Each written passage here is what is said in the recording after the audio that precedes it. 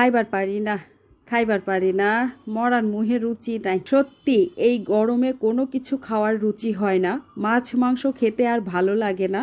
তাই রুচি পরিবর্তনে আজ রান্না হচ্ছে লোট্টা শুটকি দিয়ে সজনে ডাঁটা। এই রান্নাটা আমার অনেক বেশি পছন্দের। এখানে আমি শুটকি মাছ ধুয়ে পরিষ্কার করে নিয়ে এতে লবণ হলুদ দিয়ে তেলে খুব ভালো করে ভেজে নেব। এভাবে ভেজে নিলে শুটকি রান্নাটা অনেক বেশি মজার হয়।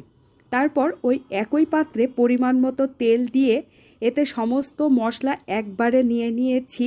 এখানে আছে পেঁয়াজ বাটা, রসুন বাটা, আদা বাটা, মরিচ গুঁড়া, হলুদ গুঁড়া, ধনিয়া গুঁড়া, জিরা গুঁড়া, লবণ এবং সরিষা বাটা। আর সরিষা বাটা ছাড়া যেন সজনে রান্না জমেই না।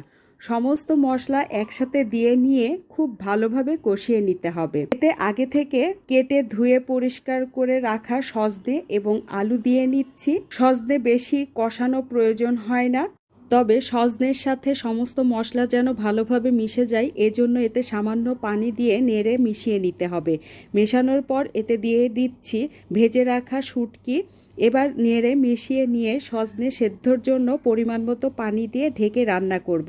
ততক্ষণ রান্না করব যতক্ষণ না ডাঁটা সেদ্ধ হয়ে আসে। আর সেদ্ধ হয়ে এলেই আমি এটা নামিয়ে নেব। আর তরকারিটা হবে কিন্তু মাখা মাখা, গরম ভাতের সাথে খেতে সেই মজা।